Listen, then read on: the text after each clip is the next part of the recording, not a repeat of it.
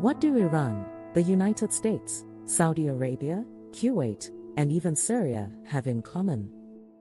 At some point in history, they all went to war against the same man, Saddam Hussein.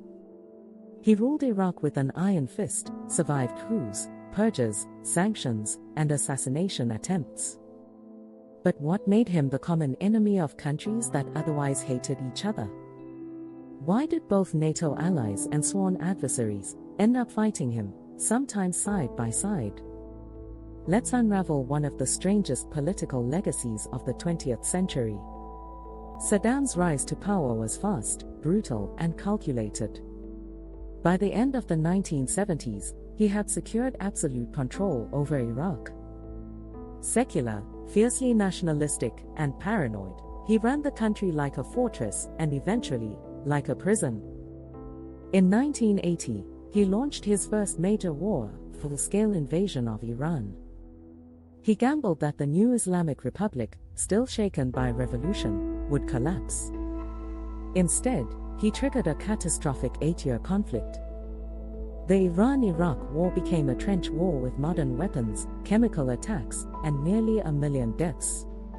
What's bizarre is that many Western and Arab nations supported Saddam during this war, not out of loyalty, but because they feared the rise of Ayatollah Khomeini's regime in Iran. The US, France, the Soviet Union, and most of the Gulf states quietly funneled money, intelligence, and weapons to Iraq.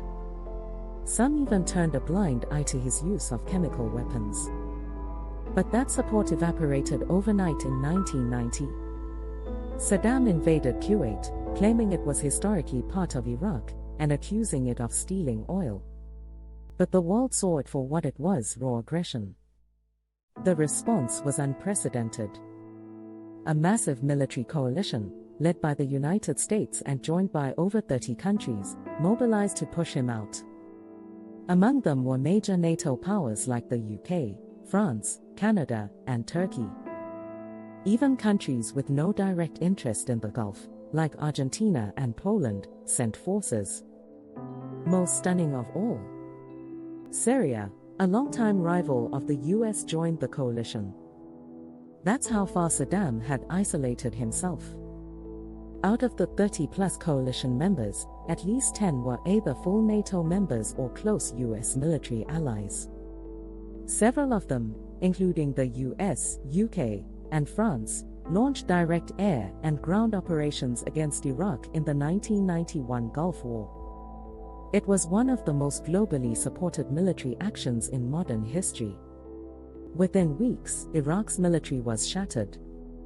But Saddam remained in power, brutally crushing uprisings by the Kurds in the north and Shiites in the south, some of whom had been encouraged by the West to rise up, only to be abandoned when it mattered most. The rest of the 1990s was a slow-motion collapse. Iraq was hit with crippling sanctions.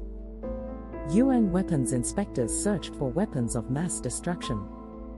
Saddam played games, sometimes pretending to have WMDs to deter enemies, even if he didn't.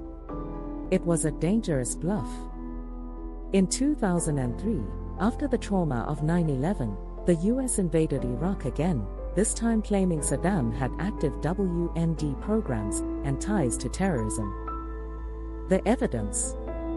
Contested and later discredited. But the war went ahead. This time, the invasion force was smaller but still powerful. Led again by the US, joined by the UK, Australia, Spain, and others, the coalition overthrew Saddam's regime in just weeks. Saddam himself was found hiding in a hole near Tikrit later that year.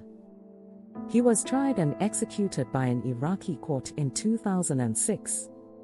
By the end of his rule, Saddam had gone to war with Iran, the United States, twice, Kuwait, Saudi Arabia, and rebel groups within Iraq. He was bombed by NATO air forces, surrounded by American tanks, targeted by coalitions of Arab, Western, and Eastern nations, and ultimately abandoned by almost every ally he ever had. His downfall didn't bring peace. It opened the door to chaos, insurgency, and eventually, the rise of ISIS. Saddam Hussein united the world against him, not because the world agreed on values, but because he kept pushing until there was no one left to back him. More than 30 nations, including at least a third of NATO, joined military operations to fight his regime at different times. How many world leaders can say they managed to get the US and Syria on the same side against them? History doesn't forget tyrants. But Saddam Hussein's story is a rare case where even his enemies couldn't stand each other and still agreed this man had to be stopped. This was Trivia Tales, where the truth is stranger than fiction. Thanks for watching. Don't forget to like, subscribe, and tell us in the comments who we should cover next.